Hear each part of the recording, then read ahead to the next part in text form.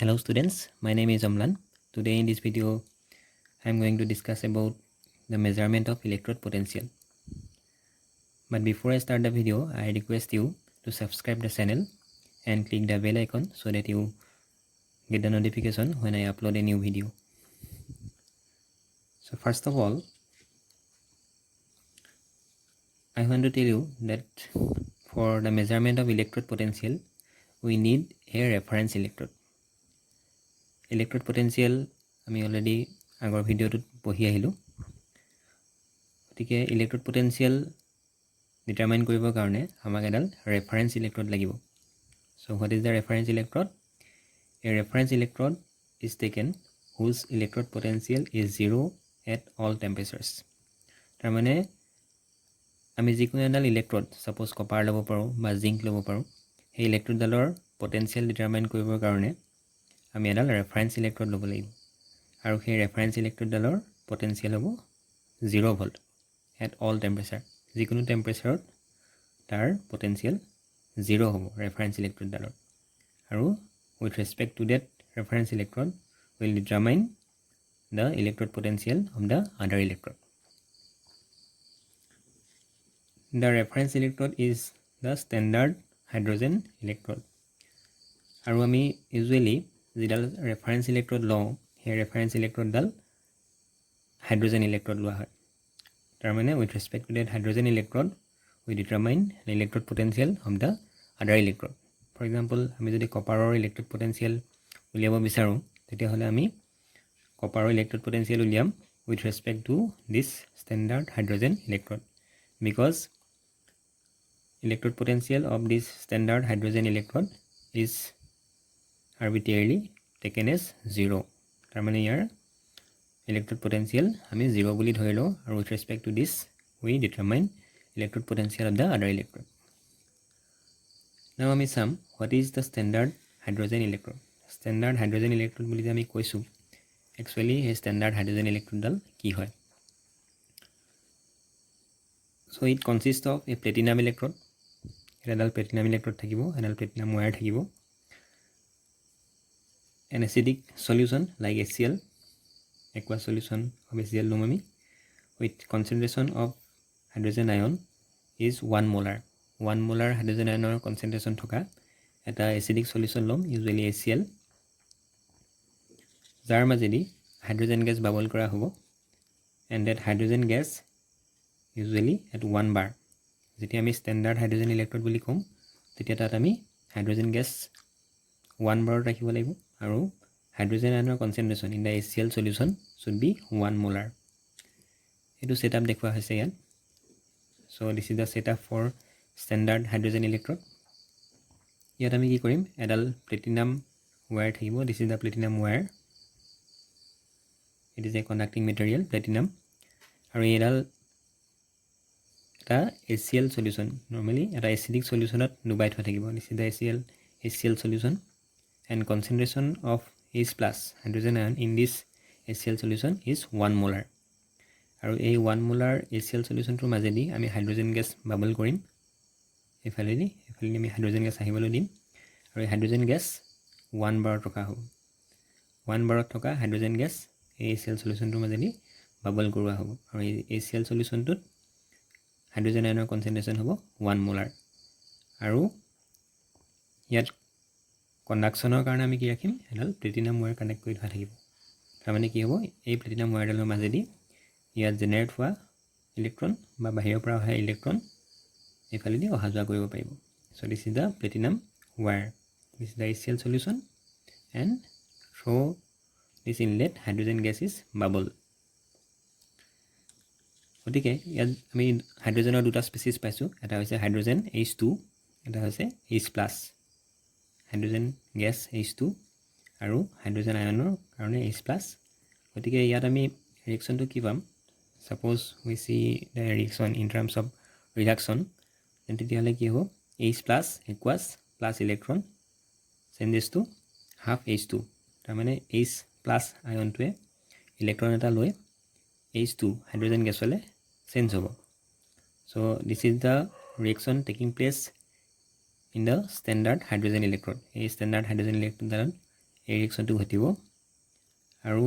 ইয়াৰ অপজিটতো আমি ৰিয়েকশ্যনটো লিখিব পাৰোঁ suppose H2 then minus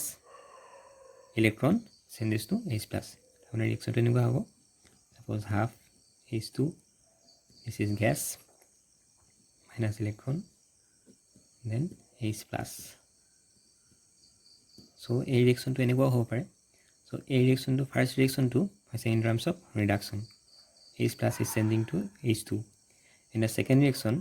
this is oxidation মানে কিয় ইয়াত ইলেক্ট্ৰন লছ হৈছে H2 minus electron changes to H plus গতিকে দুইটা ৰিয়েকশ্যনে পসিবল হ'ব H plus to H2 লে চেঞ্জ হ'ব পাৰে বা H2 to H plus লে চেঞ্জ হ'ব পাৰে so this is the reaction taking place in the standard hydrogen electrode and this is the setup of standard hydrogen electrode now representation of standard hydrogen electrode now we represent the hydrogen electrode like this platinum solid then a slash H2 gas then again slash H plus aqueous আমি জানো যে hydrogen electrode ডালত platinum ৱায়াৰডাল থাকে আৰু H plus আয়ন থকা এটা acidic solution থাকে আৰু হাইড্ৰোজেন গেছ তাৰ মাজেদি বাবল কৰা হয় গতিকে আমি প্লেটিনাম সলিড হাইড্ৰোজেন গেছ আৰু H প্লাছ এই তিনিটাৰ সহায়ত এনেদৰে ষ্টেণ্ডাৰ্ড হাইড্ৰোজেন ইলেক্ট্ৰডডাল আমি ৰিপ্ৰেজেণ্ট কৰিব পাৰিম যাৰ ইলেক্ট্ৰড পটেনচিয়েল হ'ব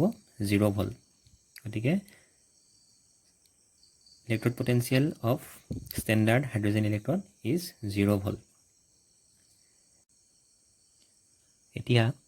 আমি এটা এক্সাম্পল চাম য'ত হাইড্ৰোজেন ইলেক্ট্ৰডডাল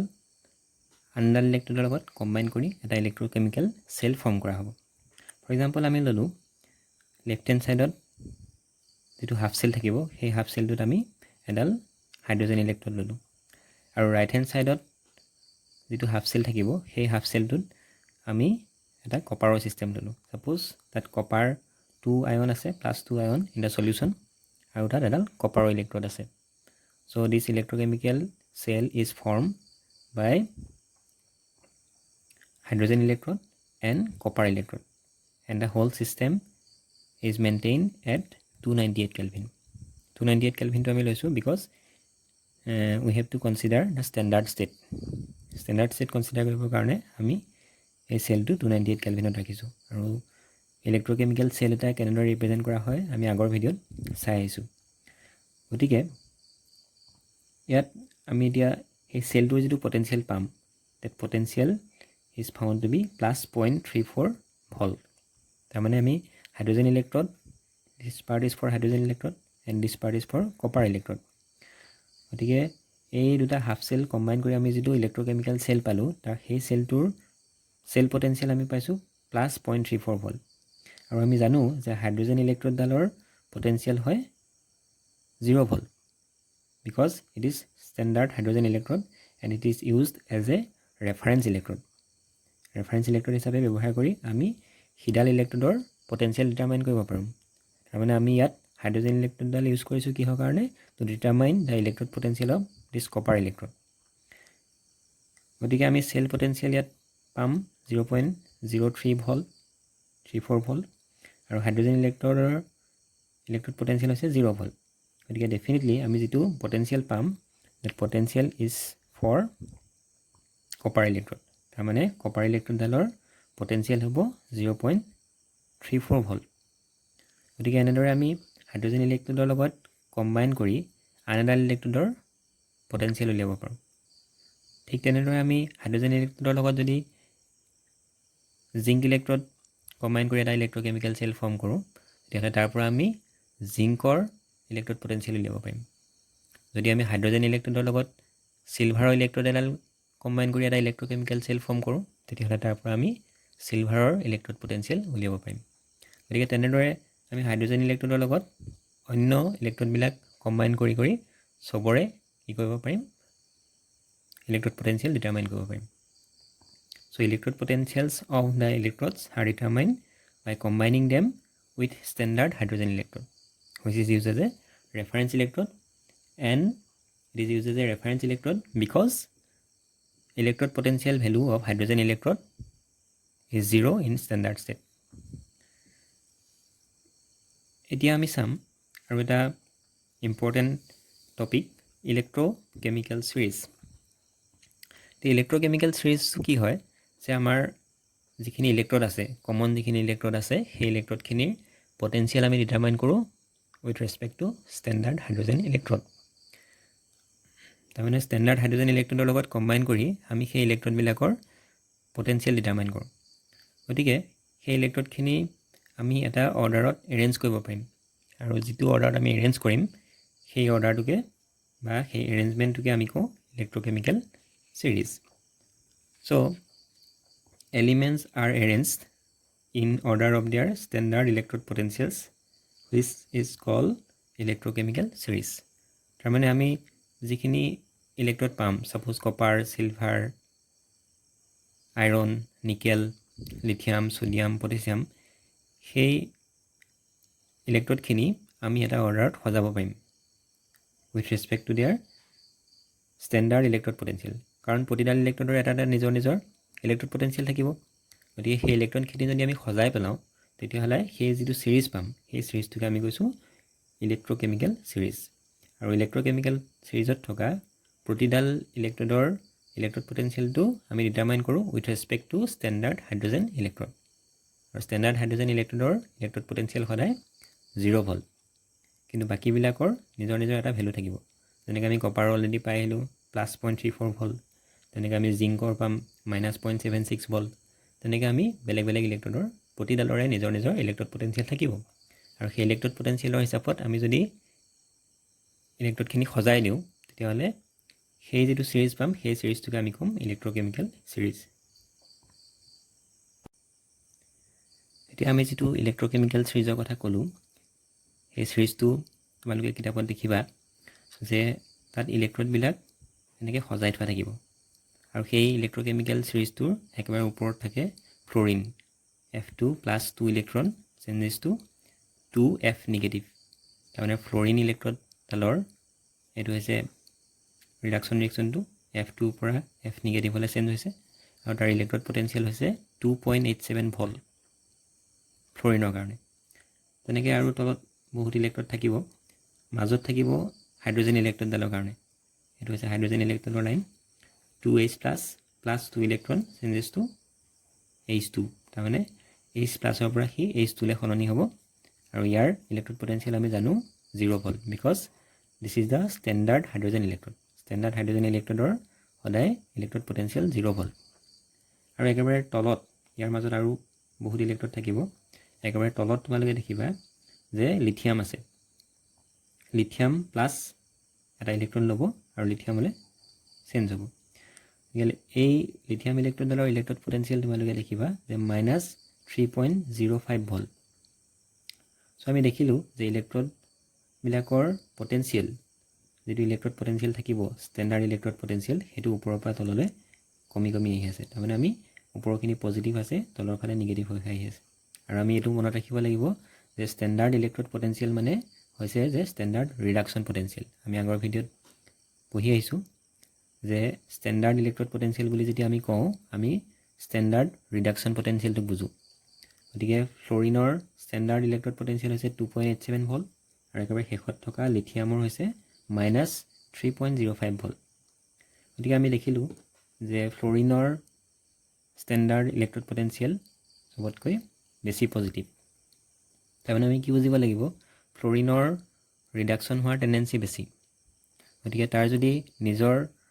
ৰিডিউচ হোৱাৰ টেণ্ডেঞ্চি বেছি হয় তেতিয়াহ'লে সি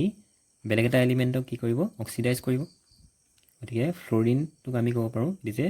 ভেৰি ষ্ট্ৰং অক্সিডাইজিং এজেণ্ট। আৰু তলৰ ফালে যদি আমি চাওঁ যে লিথিয়ামৰ ষ্টেণ্ডাৰ্ড ৰিডাকশ্যন পটেনচিয়েল বা standard electrode potential is very negative. Negative মানে কি ইয়াৰ ৰিডাকশ্যন হোৱাৰ টেণ্ডেঞ্চি বহুত কম, তাৰমানে ইয়াৰ অক্সিডেশ্যন হোৱাৰ টেণ্ডেঞ্চি বেছি হ'ব। গতিকে ইয়াৰ নিজৰ যদি অক্সিডাইজ হোৱাৰ টেণ্ডেঞ্চি বেছি হয় তেতিয়াহ'লে সি বেলেগ এটা এলিমেণ্টক কি কৰিব ৰিডিউচ কৰিব। গতিকে lithium is a strong reducing agent. গতিকে আমি ওপৰৰ ফালৰ যিবিলাক এলিমেণ্ট পাম সেইবিলাক হ'ব strong oxidizing agent like fluorine. আৰু তলৰ ফালৰ যিখিনি এলিমেণ্ট থাকিব সেইবিলাক হ'ব কি সিহঁতৰ নিজৰ ৰিডাকশ্যন হোৱাৰ টেণ্ডেঞ্চি বহুত কম because their electrode potential is very negative হোৱাৰ কাৰণে সিহঁতৰ ৰিডিউচ হোৱাৰ টেণ্ডেঞ্চি বহুত কম থাকিব instead of that they have high tendency to get oxidize গতিকে সিহঁত যদি নিজে অক্সিডাইজ হয় সিহঁতে বেলেগ এটা এলিমেণ্টক কি কৰিব ৰিডিউচ কৰিব গতিকে তলৰখিনিক আমি কি বুলি ক'ব পাৰিম ৰিডিউচিং এজেণ্ট বুলি ক'ব পাৰিম চ' আমি যদি ওপৰৰ পৰা তললৈ চাওঁ ওপৰৰ পৰা তললৈ হ'লে কি হ'ব যে increasing strength of reducing agent ওপৰৰ পৰা তললৈ আহোঁতে ৰিডিউচিং এজেণ্টৰ ষ্ট্ৰেংথ বাঢ়ি যায় মানে ওপৰবিলাক কম ৰিডিউচিং তলৰবিলাক বেছি ৰিডিউচিং বা আমি কি ক'ব পাৰোঁ decreasing strength of oxidising agent oxidising strength ওপৰৰ পৰা তললৈ আহোঁতে কমি আহিব তাৰমানে ওপৰবিলাক হ'ব ষ্ট্ৰং অক্সিডাইজিং এজেণ্ট আৰু তলৰবিলাক হ'ব ষ্ট্ৰং ৰিডিউচিং এজেণ্ট কাৰণ ইহঁতে ইলেক্ট্ৰন লুজ কৰিব আৰু বেলেগ এটা এলিমেণ্টক দি দিব তাৰমানে ইহঁতে ৰিডিউচিং এজেণ্ট হিচাপে কাম কৰিব আৰু ওপৰখিনিয়ে কি কৰিব সিহঁতে ইজিলি ইলেক্ট্ৰন এটা একচেপ্ট কৰিব পাৰে because they have high reduction potential গতিকে সিহঁতে বেলেগৰ পৰা ইলেক্ট্ৰন একচেপ্ট কৰিব পাৰে ডেট মিনছ সিহঁতে বেলেগক কি কৰিব পাৰিব অক্সিডাইজ কৰিব পাৰিব so' these are strong oxidizing agent and these are strong reducing agents. So this is all about measurement of electrode potential and electrochemical series. Hope this video will be very helpful to understand these topics, and if you have any doubt you can